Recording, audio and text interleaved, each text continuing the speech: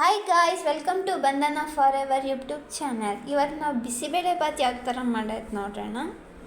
ನಾನಿಲ್ಲಿ ಒಂದು ಈರುಳ್ಳಿ, ಒಂದು ಟೊಮೆಟೊ, ಒಂದು ಸ್ವಲ್ಪ ಕ್ಯಾರೆಟ್, ಆಲೂಗೆಡ್ಡೆ, ನವಿಲುಕೋಸು ಮತ್ತು ಸ್ವಲ್ಪ ಬೀನ್ಸ್ ತೊಗೊಂಡಿದ್ದೀನಿ. ಒಗ್ಗರಣೆಗೆ ಅಂದ್ಬಿಟ್ಟು ಸ್ವಲ್ಪ ಗೋಡಂಬಿ, ಒಣಮೆಣ್ಸಿನ್ಕಾಯಿ, ಸ್ವಲ್ಪ ಟೊಮೆಟೊ ಮತ್ತು ಈರುಳ್ಳಿನ ಈ ಥರ ಸಣ್ಣದಾಗಿ ಕಟ್ ಮಾಡಿ ಇಟ್ಕೋಬೇಕು. ಸ್ವಲ್ಪ ಎಣ್ಣೆ ಹಾಕ್ಕೊಂಡು ಗೋಡಂಬಿ ಹಾಕ್ಕೋಬೇಕು.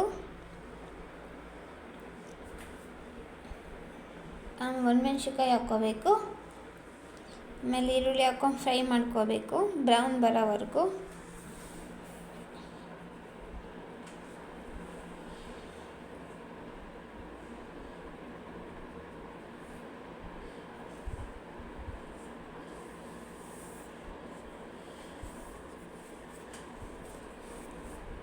ಈ ಥರ ಗೋಲ್ಡನ್ ಬ್ರೌನ್ ಬಂದಮೇಲೆ ಟೊಮೆಟೊ ಆ್ಯಡ್ ಮಾಡ್ಕೋಬೇಕು.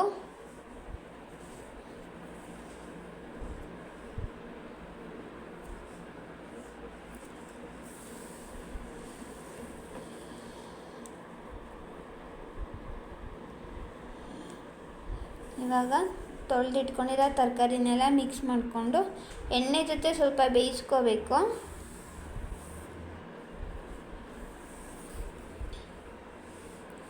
ಅದು ಎಣ್ಣೆ ಬಿಟ್ಕೊಳ್ಳುತ್ತೆ, ಅಲ್ಲಿವರೆಗೂ ಚೆನ್ನಾಗಿ ಫ್ರೈ ಮಾಡ್ಕೊಳ್ಳಿ ಆಯಿಲ್ ಜೊತೆ. ಈಗ ಈ ಲೋಟದಲ್ಲೇ ಅಕ್ಕಿ ತೊಗೋತೀನಿ, ಅದಕ್ಕೆ ಅದೇ ಲೋಟದಲ್ಲಿ 1 ಗ್ಲಾಸ್ ಬೇಳೆ ತೊಗೋತಾ ಇದ್ದೀನಿ. ಅದೇ ಗ್ಲಾಸಲ್ಲಿ ನಾನು 2 ಗ್ಲಾಸ್ ಅಕ್ಕಿ ತೊಗೋತೀನಿ.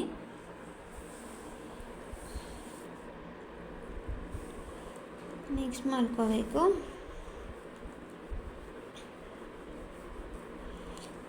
ಒಂದು ಗ್ಲಾಸ್ ಬೇಳೆಗೆ 2 ಗ್ಲಾಸ್ ಅಕ್ಕಿ ಅಂತ.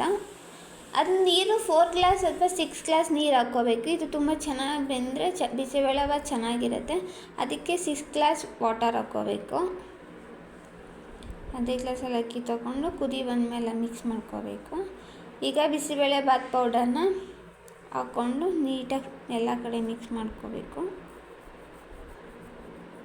ಈಗ ರೆಡಿಯಾಗಿದೆ. ಮೇಲೆ ಸ್ವಲ್ಪ ತುಪ್ಪ ಹಾಕ್ಕೋಬೋದು, ತುಂಬ ಟೇಸ್ಟಿಯಾಗಿರುತ್ತೆ. ಇದೇ ಥರ ಜಾಸ್ತಿ ವೀಡಿಯೋಸ್ಗೆ ಸಬ್ಸ್ಕ್ರೈಬ್ ಮಾಡ್ಕೊಳ್ಳಿ, ಸಪೋರ್ಟ್ ಮಾಡಿ ಗೈಸ್. Thank you.